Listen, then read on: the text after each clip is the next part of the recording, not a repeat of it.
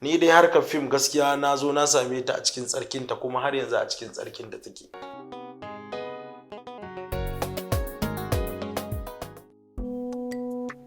Assalamu alaikum. Sunana Ibrahim Ibrahim, wato Ibrahim Abubakar Ibrahim kenan. Sunan da aka fi sani na da shi shine Yamu Baba. Da kuma aka zo wani karni sai aka samu Angon Sambisa, aka samu Disil Yaliya akai, duk wannan amma suna ne na waka. Angon Sambisa da shi Yaliya da ake kira na. Ni dai Ibrahim Yamu Baba Angon Sambisa an haife ni ne a garin Jos, amma asali iyaye na 'yan biyu ne, can kasar biyu kenan, can wajen Maiduguri. Amma an haife ni ne a garin Jos, an na yi makaranta na har na fara sana'ar wake-wake da fina-finan Hausa. Gaskiya dai a yanzu akalla dai zan kai kusan shekara 15 ina wannan sana'a. Abin da ya jawo ra'ayina shine gaskiya ina kallon fina-finai tun zamanin su Fati Muhammad da sauransu dai. Abin da ya janyo hankali na shine akwai faɗakarwa a ciki, akwai kuma ilmantarwa, sa'annan kuma na ɗauke shi sana'a ne. Gaskiya dai ni asali fim na fara, do dai da farko gaskiya waka na fara rairawa. To a lokacin dai ban samu kaina sosai yadda nake so a wannan bangaren raira waƙoƙi ba da sauransu. Sai na zo na tsinduma fim din sosai. Na yi films kamar su Namijin Duniya, kamar su Matasa, kamar su Rabin Raina, haka dai a baya fina-finai kafin wannan waƙar ta shigo. Kuma ita kuma waƙar ta zo ne da zamani, saboda ka san an ce da abin da zamani ya zo da shi kai ma ka yi ƙoƙari ka ga kabi. Saboda in abu ya zo da zamani ka ce a kai ka naɗa ka ce ba za ka bi ba, to watakila sai ka ga an tafi an barka inda kake. To ni zamani ne ta zo da wake-wake, sai ni ma sai na bi ta, sai muka tafi gaba daya. To ni dai da farko dai na fara yin role ɗin comedy, can kuma na dawo dai ina yin central role ɗin dai sentimental kenan san ce masa. To daga nan kuma da wannan waƙar ya zo sai mutane, don ko a lokacin ma da zamu yi wannan waƙar akwai wanda da yawa sun ce to ai ni ba comedian bane, ya za yi irin wannan waƙar, kuma ana yi kuma sai bam. To mutane da dama ma yanzu wasu ba su san cewa ma ni na yi fina-finai a baya ba, sai kawai wa'annan waƙoƙin su kawai suke kallo, suke ganin kaman su ne kawai abinda na fara, ko suna tunanin akan wa'annan waƙoƙin na fara, ba a kansu bane ba. Ni na yi fina-finai da dama a baya, wayannan ma da ka ji na dan kira maka sunayen su kamar wanda na taka rawar gani ne a ciki sosai yawa. Amma akwai fina-finai bila adadin wayanda ma wasu ban san sunan su ba gaskiya, duk na yi su a baya. To gaskiya da shike lokacin da gaskiya na shiga harkar fim ni na fara, gaskiya lokacin kaga babu wani maganan ko bambance-bambance ko rikice-rikice ba kamar yanzu ba gaskiya. Lokacin dai gaskiya kowa da kowa na zaman lafiya, ba dai kamar yanzu ba wai dai na ce kuma yanzu ana faɗa ba ne. A zaman lafiyar da ake yi a baya gaskiya ba kamar na yanzu ba, da kuma irin girmamawa da darajawa, yadda za ka ga na ƙasa yana daraja na gaba da shi da sauransu, gaskiya da yanzu da da ba ɗaya ba ne ba. To gaskiya dai tsakani da Allah abu aka ce sai ka gwada kake sanin wanne ne na gaske yawa. Ni dai harkar fim gaskiya na zo na same ta a cikin tsarkinta kuma har yanzu a cikin tsarkin da take.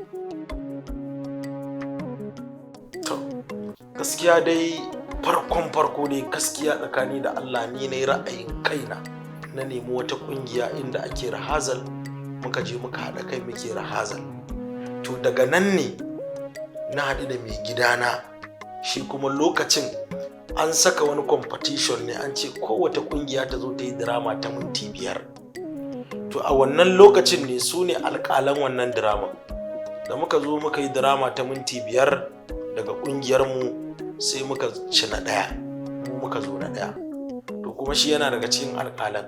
kuma a lokacin ni ban san cewa ma anguwanmu ɗaya da shi ba sai a wannan lokacin na san anguwanmu ɗaya da shi, muka zo muka saba. Lokacin sun buɗe kamfanin 3SB International. A wannan lokacin ne akwai wani wa yake a gurina, Awal Flash, shi ma jarumi ne amma ya fi fita a role ɗin villain. Shi ne na farko da ya fara ɗauka na ya kai ni kamfanin 3SP. Shi ne mutum na farko ya kai ni kamfanin 3SP. Tun yana muna zuwa tare da shi, na dawo na fara zuwa ni kadai, har suka karɓe ni hannu biyu har muka kawo ga wannan lokacin. Gaskiya namijin duniya ne. Ni na fito ne kamar ɗan riko ne. Ali Nuhu shine asalin babansu, Sadiq Ahmad da Ahmad Shanawa, ni kuma kamar ɗan riko nake a gurinsa. Su kuma ba sa tausayin shi, ni kuma ina tausayin shi, don duk wata hidima ta gaba ɗaya da dukkan wani ƙarfi na da me din na wallafa ta a gare shi. To wannan fim ɗin gaskiya shine fim ɗin da ya fara fito da ni gaskiya. Shine fim ɗin da ake magana an nazo ya ce wannan ai shine a namijin duniya, wannan shine namijin duniya. To wannan fim ɗin gaskiya ita ne ta min duk wani kokari da za ta yi min. Wanda ya bani wahala gaskiya Gaushi ne, wanda har yanzu ma shi fim ɗin ba a sake shi ba, da ya sake shi. Sunan fim ɗin Gaushi.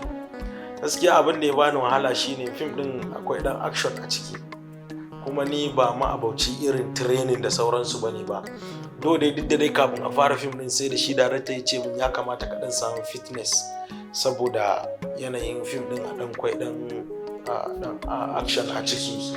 Yawwa, to ran manta ba, mun zo wucewa a fim ɗin ni da daraktan ne, ana kan shooting ɗin kawai mun zo sai ga wani guri sai ce mun yawa zo ka hau mun nan ka duro.